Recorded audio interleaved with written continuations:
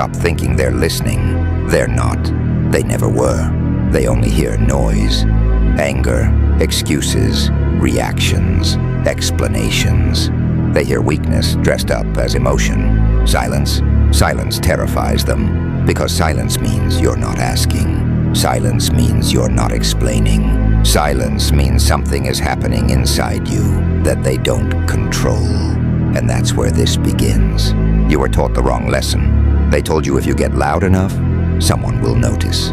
If you get angry enough, someone will respect you. If you prove how much it hurts, the world might finally soften. That was a lie designed to keep you predictable. Anger is readable. Anger is expected. Anger is safe, because anger burns fast and dies loud. Silence. Silence means pressure. Silence means patience. Silence means a storm that hasn't decided where to land yet. And storms don't announce themselves. Look at your life honestly, not the version you defend, not the version you explain away, the version that shows up when no one's watching. You're surrounded by people who doubt you, openly or quietly. People who smile while counting your failures. People who assume you'll always stay where you are. And why wouldn't they? You react, you explain, you get emotional when challenged. That's not power, that's exposure. Vegeta didn't become feared because he talked more. He became feared because he stopped begging for recognition, stopped explaining his pain, stopped reacting to every insult thrown his way. He internalized it, compressed it, turned it into gravity. The world doesn't care how intense your feelings are. It doesn't care how unfair it was. It doesn't care how much potential you think you have. It doesn't care how angry you get when disrespected. The world only responds to outcomes. And outcomes don't come from noise. They come from pressure applied consistently over time. Silence is where pressure builds. Right now, you're leaking energy. Every argument, every emotional response, every moment you feel the need to prove yourself. You think you're standing up for yourself. You think you're showing strength. But all they see is reaction. And reaction means control. If someone can make you speak, they can make you move. If someone can make you angry, they already own you. That's the cold truth no one wants to tell you. You weren't chosen to be loud. You were chosen to be dangerous. And danger doesn't announce itself. Danger watches, danger waits. Danger trains while everyone else is distracted by feelings. Vegeta didn't scream to become stronger. He screamed after the work was done, not before. Before that, there was silence, isolation, an obsession no one could see. This phase you're in right now, it's lonely for a reason. You feel misunderstood, disconnected, like no one sees what you're becoming. Good. That's the cost of evolution. When you outgrow the room tries to make you small again. And the weakest response is to explain yourself. The strongest response is silence, backed by action. Silence doesn't mean weakness. Silence means you've stopped, wasting breath on people who haven't earned explanations. Silence means you're no longer performing strength. You're building it. Silence means you've accepted something most people never do. No one is coming to validate you. No one is coming to rescue you. No one is coming to understand you. And that realization doesn't break you. It hardens you. This is where the separation begins. Most people react emotionally to disrespect. You don't. Most people argue when doubted. You don't. Most people need the last word. You don't. Because you're not here to win conversations. You're here to win time. Time to train. Time to sharpen. Time to become undeniable. They'll think you lost your fire. They'll say you've gone quiet. They'll assume you've given up. Let them. They said the same about Vegeta. Right before he surpassed limits they couldn't even see. Silence creates miscalculation, and miscalculation creates advantage. Every time you don't react, you reclaim control. Every time you don't explain, you conserve energy. Every time you stay silent, you're telling the world, I'm not finished yet. And unfinished things are dangerous. But don't confuse silence with passivity. This isn't peace. This is preparation. Inside that quiet, something ugly is forming. Discipline, obsession, a refusal to stay the same. You're not calming down, you're focusing. The world respects one thing: results, not effort, not intention, not emotion. Results, and results are built in silence, where no one claps, no one encourages, and no one cares. That's where real power is forged. You feel it already. That pressure in your chest, that urge to prove them wrong, that hunger that doesn't shut up, that quiet anger that no longer needs an audience.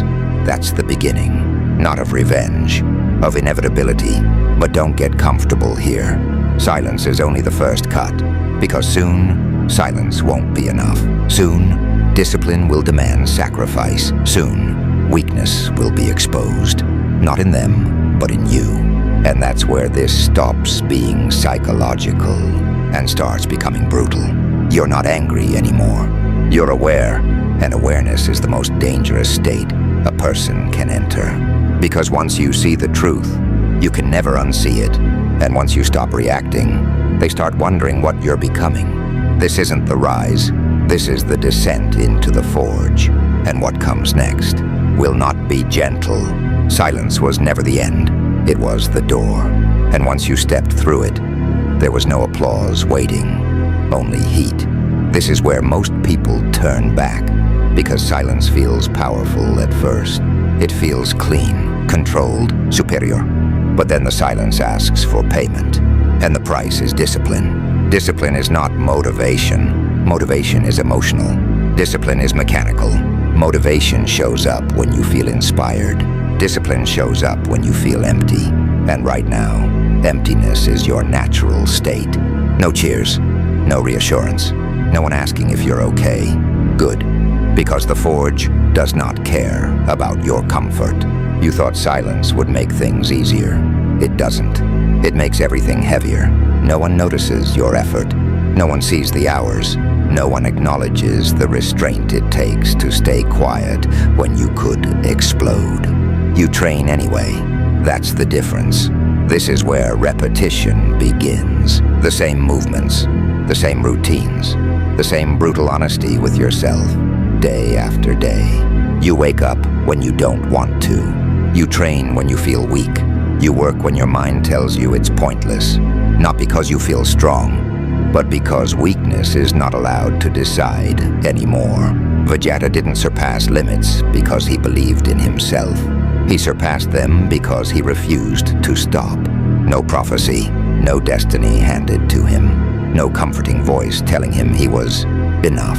Only rivalry, only humiliation, only an obsession with becoming stronger than yesterday. That's the forge. Here's the truth no one admits. Discipline hurts more than anger ever did. Anger gives relief. Discipline gives pressure. Anger burns and fades. Discipline grinds you down slowly. There are days you'll question why you're doing this. Nights where the silence feels like punishment. Moments where quitting would feel like mercy. And no one will stop you if you quit. That's what makes this real. The forge exposes weakness, not the weakness you show others. The weakness you hide from yourself.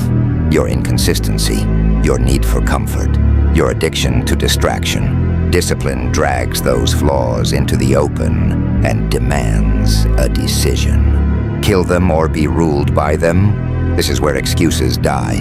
I'm tired. I'm stressed. I'll start tomorrow. The forge doesn't negotiate. You either show up or you stay the same. And staying the same is failure. Silence now has structure.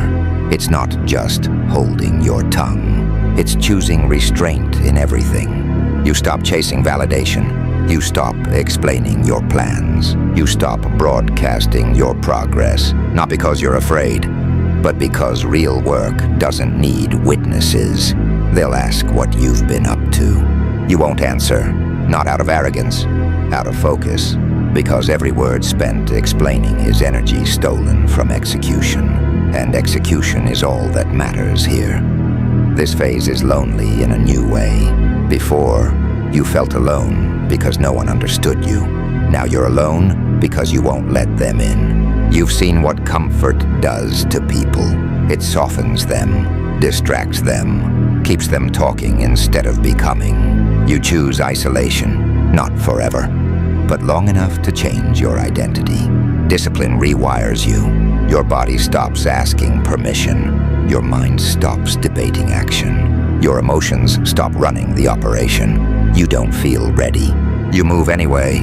That's power. This is where the world starts to get confused. You don't react. You don't explain. You don't slow down. They can't read you anymore. And unreadable people are dangerous. But understand this.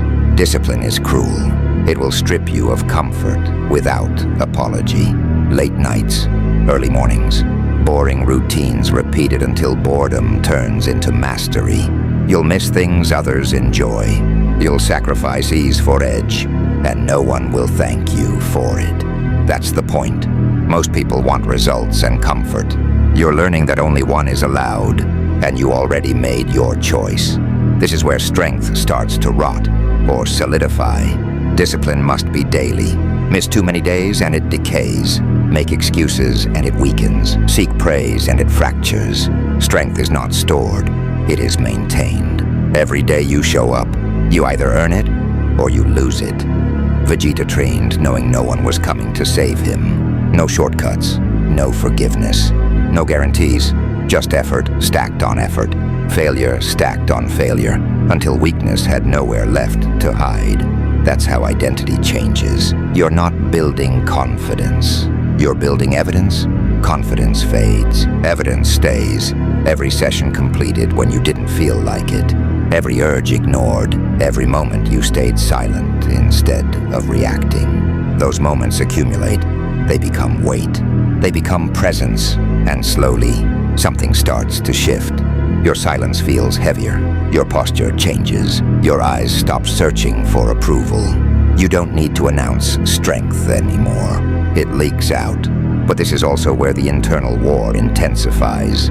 The old you doesn't die quietly. It whispers, "You've done enough. You deserve rest. Why are you so hard on yourself?" That voice is weakness trying to survive. And the Forge doesn't tolerate survivors. You'll have to choose, repeatedly, comfort or control, ease or evolution, old identity or new one. There is no neutral. This is where many people slow down. They mistake discipline for punishment. They think something is wrong because it's hard. They don't realize hard is the confirmation. Hard means it's working. You don't talk about your progress. You let it mature. Because premature exposure kills growth. And you are not here to impress. You are here to transform. The silence now has teeth. It's no longer passive. It's active restraint. You could react, but you don't. You could explain, but you won't. You could stop, but you choose not to. That choice, repeated daily, is forging something irreversible. You're not who you were, but you're not finished. Not even close. The cracks are showing. The old identity is weakening. And soon, it will have to die, because discipline doesn't just build strength. It demands a sacrifice, and what it takes next is everything you thought you needed to feel human. This is where the Forge gets darker. This is where emotion becomes liability.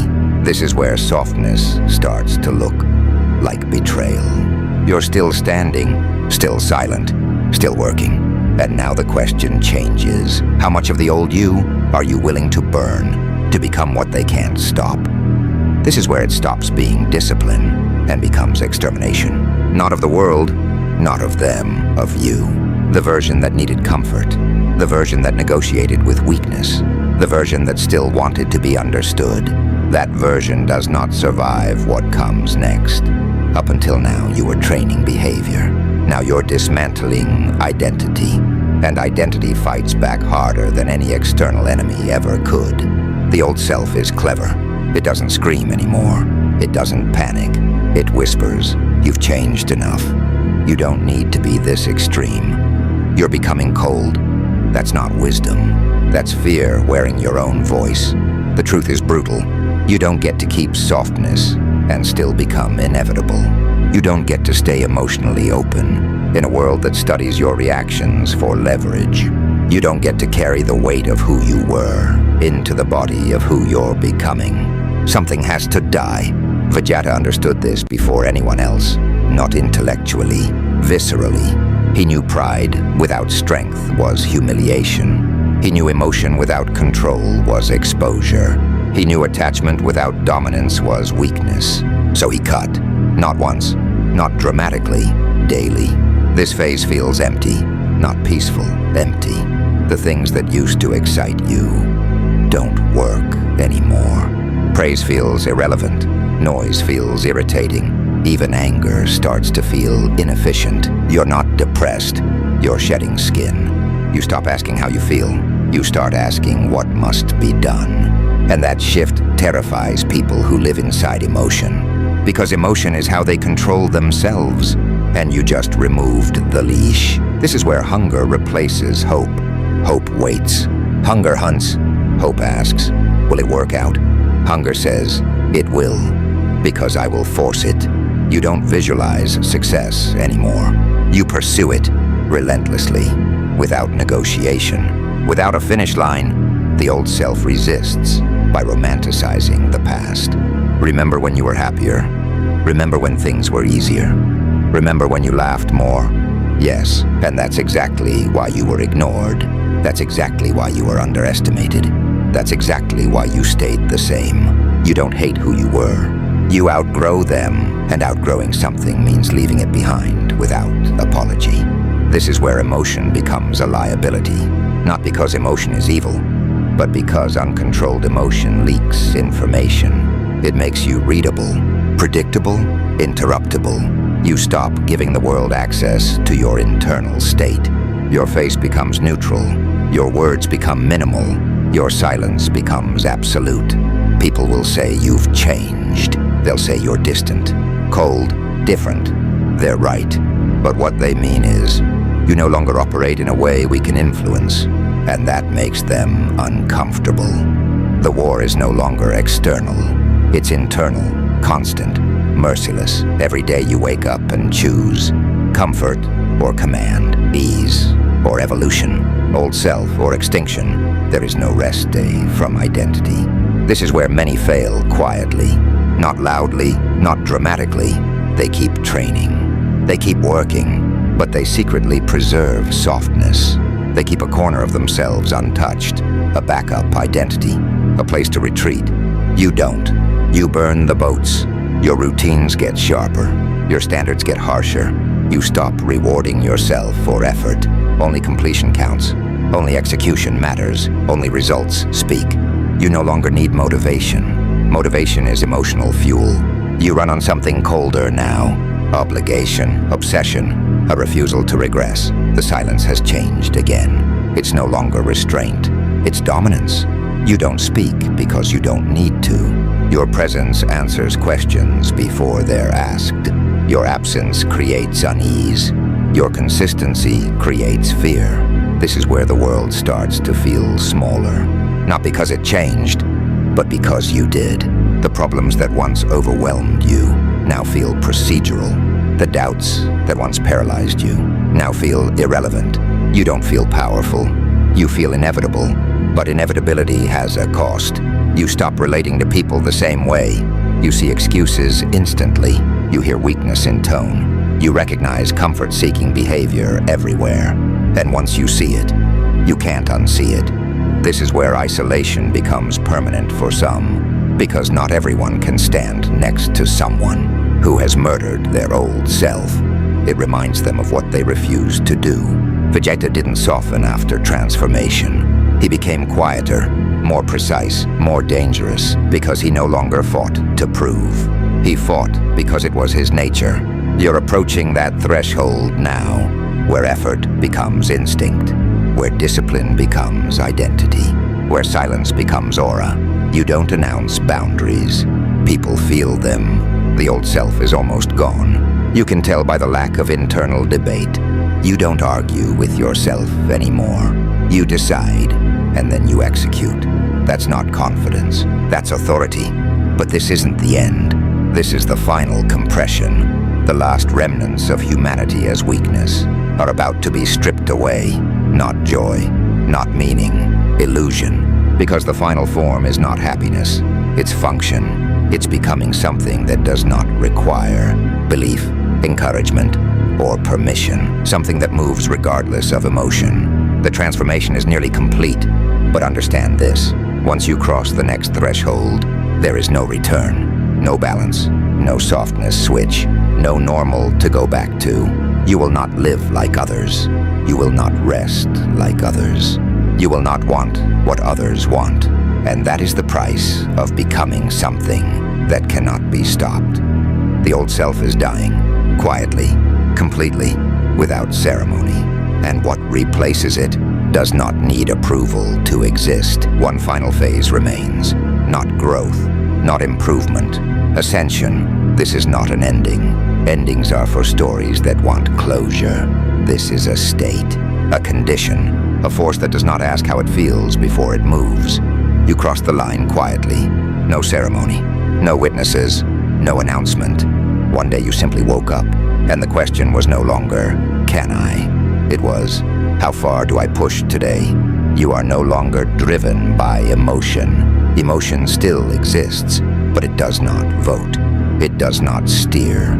It does not interrupt. It fuels when useful. It is ignored when inefficient.